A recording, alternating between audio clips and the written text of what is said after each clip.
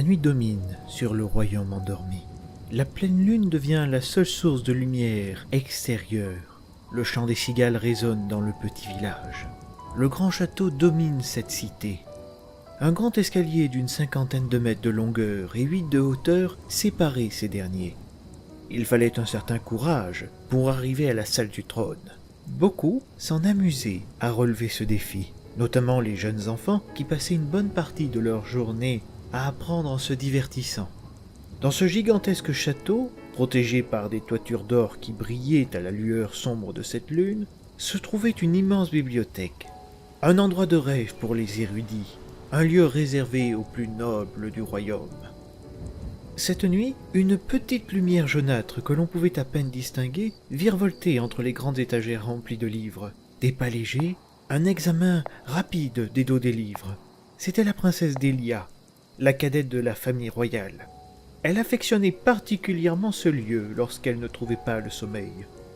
La petite princesse adorait se perdre dans des lectures interminables.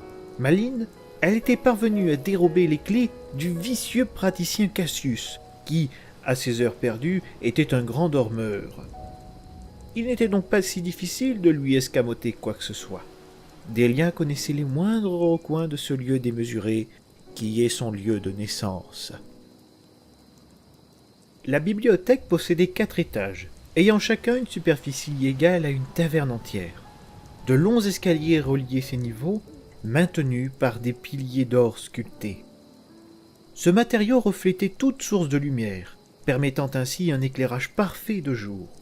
La pièce était arrondie, et au sommet de celle-ci se trouvait une coupole faite intégralement d'or. Au centre de ce dôme, un vitrail où était représentée une femme donnant du pain à un peuple. C'était la représentation de la religion de ces lieux, donnée pour ressusciter, était une croyance où toute fondation reposait dessus. Le sol était en pierre, il ne fallait pas marcher pieds nus, au risque de finir congelé.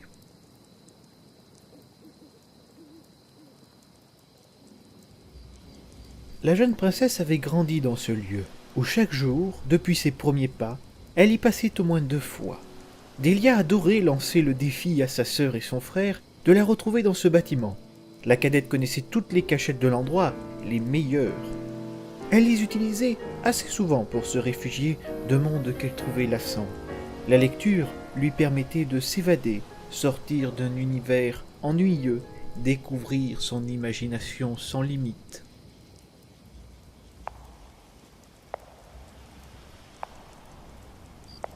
Cette soirée, le vent soufflait dehors. Il faisait froid. La flamme de sa bougie scintillait beaucoup. Craignant qu'elle s'éteigne, elle utilisait sa seconde main pour protéger la flamme de l'extinction, à cause d'un courant d'air inhabituel.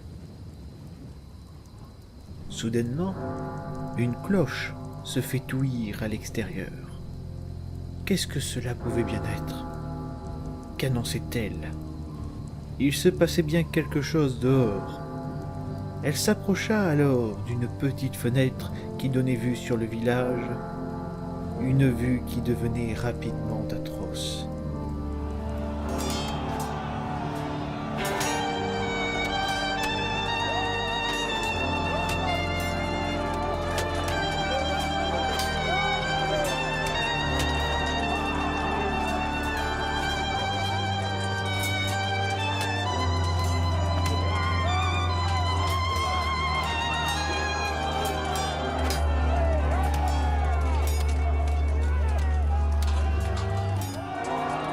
Du feu, des cris, des immenses flammes.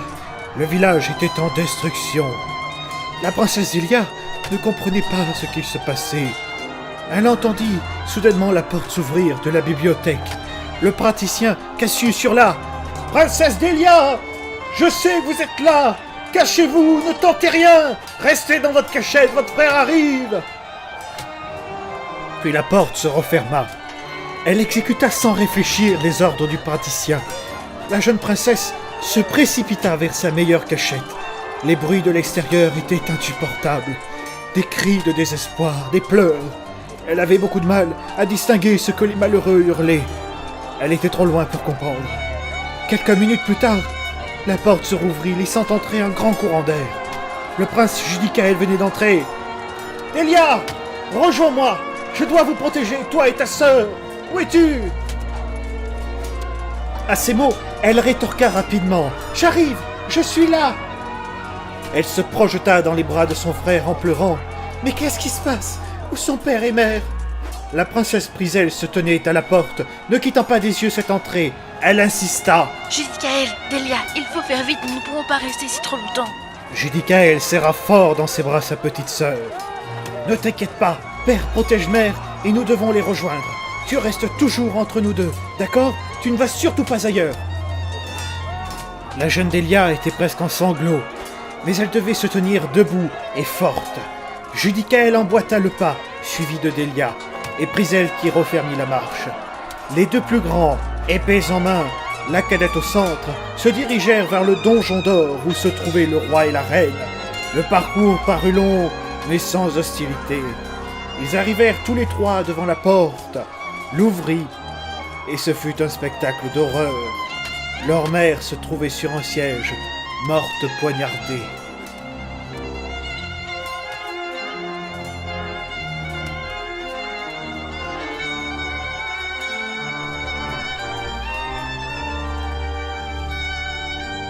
Les enfants, voyant ce tragique événement, n'y étaient pas insensibles.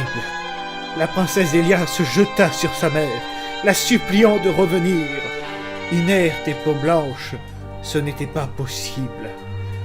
Le prince posa une main sur l'épaule de Delia. Il était ému, mais ne devait pas lâcher une larme, tout comme Priselle. Il lança à Delia. « Nous ne sommes plus en sécurité ici. Père doit être en train de combattre. Il n'y a pas son épée dans cette pièce. Il faut le rejoindre. » Il se tourna vers Priselle. « Es-tu prête à défendre notre royaume, sœur ?» La princesse Priselle serra de toutes ses forces le manche de son épée. Elle faisait aussi preuve de beaucoup de courage pour ne pas pleurer face au cadavre de leur mère. Il faut les faire payer pour ce qu'ils viennent de faire. À cet instant, on pouvait entendre des pas qui s'approchaient de leur position. Épée parée, le vieux praticien Cassius essoufflé se fit reconnaître rapidement. À cet instant, Judicaël lui lança. « Praticien Cassius, notre mère a été tuée. Nous allons retrouver Père et combattre avec lui. Protéger Delia dans le donjon. Nous reviendrons. » Le prince et la princesse enlacèrent de tout leur cœur leur petite sœur. Sois courageuse, petite sœur. Le praticien, venant d'apprendre la mort de la reine, était subjugué par toutes ces violences. Il était totalement perdu. Cependant, il avait bien compris sa tâche. Protéger la jeune princesse de toutes les menaces du donjon. Il fit un acquiescement de la tête pour confirmer la compréhension de son devoir. Les deux aînés prirent leurs épées et quittèrent la pièce avec conviction et soif de vengeance.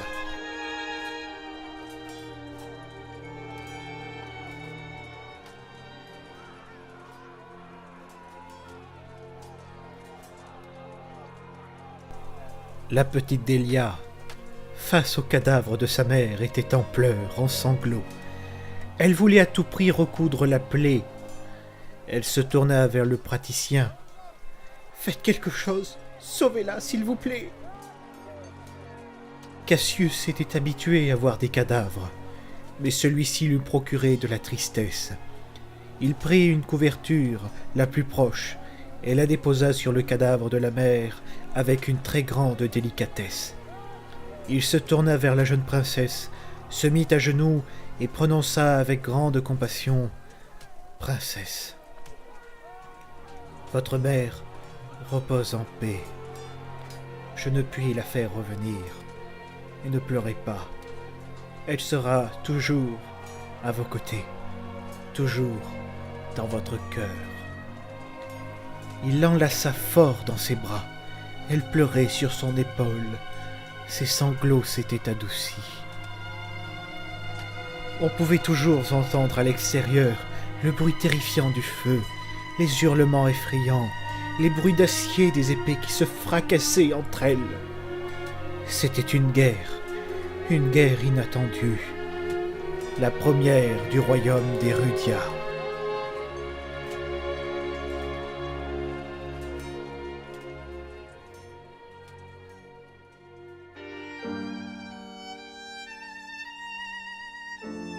Une guerre sans pitié. Des atrocités sans limite. Les vaillants soldats du royaume n'avaient pas combattu depuis des lustres. Il leur était difficile de manier correctement une épée. Les barbares prirent le dessus assez rapidement. Le roi se battait de toutes ses forces, à la grande porte de la salle du trône. Il utilisait son épée comme un troisième bras. Des parades parfaites, il décapitait sans encombre quelques dizaines de barbares. Ses gardes les plus proches tombaient un à un. Ils étaient nombreux à périr. Le roi, voyant le sang couler à flots, commençait à perdre espoir. Comment un royaume si paisible puisse connaître une telle violence? Qu'a-t-il fait de mal? Sa force s'usait. Il ne voyait plus d'autre alternative que d'y laisser sa vie. Dans un élan brutal, il lâcha son épée. Celle-ci se cogna contre le sol, faisant retentir le bruit d'une détresse absolue. Il se mit à genoux, attendant que la mort vienne à sa rencontre. Des barbares approchèrent du roi agenouillé. Ils bandirent leurs haches pour lui fracasser le crâne. Judaël n'attendait que ça. Mourir. Il venait de tout perdre. Les monstres devant lui commencèrent à prendre leurs élans. Les haches entamèrent leur trajectoire. Au moment où l'acier tranchant allait tuer le roi, deux lames d'acier affûtées interrompit cette mise à mort. Le prince Judicaël et la princesse Briselle venaient de sauver leur père. Tous deux, pris d'une colère folle, repoussa brusquement les haches.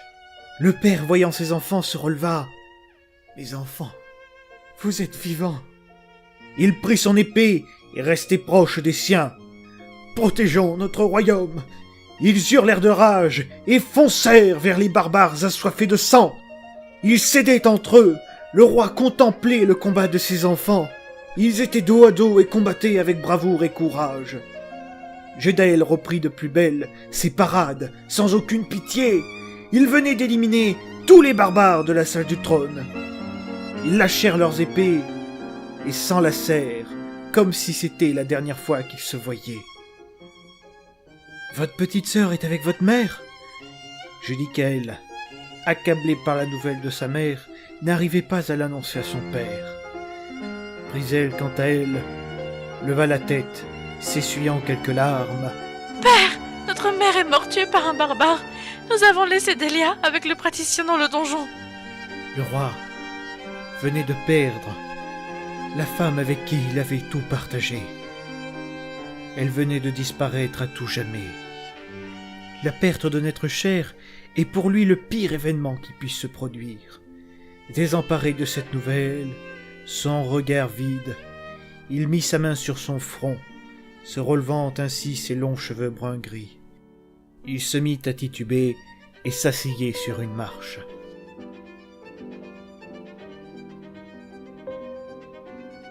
Il posa deux mains sur son visage, presque honteux, déshonoré, rempli de chagrin. Soudainement, un bruit d'armure retentissait vers la grande porte. Les deux enfants prirent leurs épées, s'apprêtant à attaquer l'individu qui arrivait. C'était Tanguay. Il retira son hameau en voyant les enfants. Le visage en sang, un œil en moins. « Les enfants, où est votre père ?» Le roi entendit cette interrogation, se leva. « Je suis là, Tanguay. » Le preux chevalier s'avançait en boitant. « Majesté, nos troupes ne tiennent plus. Moi-même, je ne suis plus capable de... » Il s'arrêta brusquement de parler et tomba en avant, laissant apparaître derrière sa tête une flèche qui venait de le tuer. Les enfants reculaient rapidement. Le roi regardait le pauvre homme mort. Les enfants, préparez-vous à combattre de nouveau. Des cris se faisaient entendre vers la grande porte. D'autres barbares apparaissaient en grand nombre. Le prince se tourna vers son père et lui exclama « Père, retourne au donjon rejoindre Delia. Nous nous assurons de la protection de notre royaume. » Le père, stupéfait, reprit « Il est hors de question que je vous laisse ici. prit elle à son tour. Père, écoute-nous. Fais-nous confiance, rejoins Delia dans le donjon. Le roi, surpris de cette demande, ne pouvait pas perdre de temps à pourparler. Il voyait bien que ses enfants étaient fusionnels, au point que leur technique de combat était très efficace. Il devait leur faire confiance. Il les observa avec remords, mais il savait bien que Delia n'était probablement pas en sécurité dans le donjon, et qu'il fallait, à tout prix, lui assurer.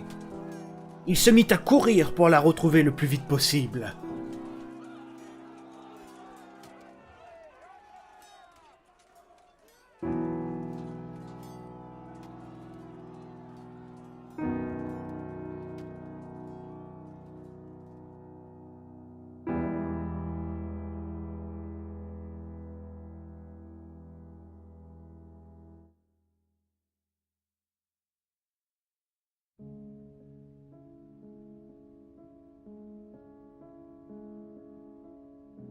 Pendant ce temps, dans le donjon, Delia, très attristée par la mort de sa mère, écoutait chaque mot que prononçait le praticien, qui lui contait des histoires de fées et de dragons, des légendes. C'était la seule façon pour qu'elle se change des idées. Cassius se mit à chercher dans ses poches de sa robe de praticien.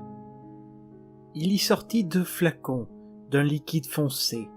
« Écoutez, princesse, j'ai bien peur que nous vivions nos derniers instants, et je ne veux pas, en aucun cas, vous faire subir une mort douloureuse. Buvez avec moi ce poison qui, je vous l'assure, ne vous causera aucune douleur, et vous pourrez rejoindre votre mère sans aucune souffrance. » Il prit 2 verres d'or, y versa de l'eau et y mélangea son poison. Il but son verre et brandit le 2e à la jeune princesse. « Cela n'a pas mauvais goût. Partons ensemble, princesse, vers une paix éternelle. » La princesse attrapa le verre et le contempla. Elle hésita à le boire. Quand tout d'un coup, une voix résonnait dans l'entrée. Delia, surprise, ne savait pas qui pouvait bien arriver en hurlant. Elle se cacha sous le lit, laissant ainsi le praticien partir en suffoquant. Elle reconnut rapidement la voix de son père qui hurlait « Delia, je suis là! Delia, s'il te plaît, réponds-moi » Elle sortit de sa cachette et rétorqua « Père, je suis là !» Le roi entra dans la pièce, équipé de son armure lourde d'or. Une plaie à sa main droite, il se jette vers sa fille et l'enlaça de tout son cœur. « Ma petite fille, tu es vivante !» Il avait compris que son épouse était derrière cette couverture. Il ne voulait pas voir son cadavre. Cependant, il remarqua la présence du praticien en train de suffoquer. « Cassius, qu'est-ce qui vous arrive ?» Le vieil homme n'était plus capable de parler. Il avait ses yeux grands ouverts et les bougeait dans tous les sens. C'était trop tard pour lui. Delia se blottit contre son père et lui expliqua. « Il voulait que l'on parte ensemble en buvant ce poison. Il ne voulait pas me voir souffrir. Il pensait que l'on allait mourir, père.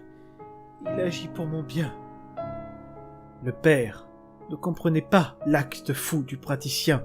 « Vous pensiez bien faire, mais encore une fois vos actes vous punissent. Je vous l'aurais dit toute votre vie. Vous êtes inchangeable, Cassius. » Il prit le verre de sa fille et le contempla. Il se rapprocha vers une fenêtre, avec l'intention de jeter ce liquide.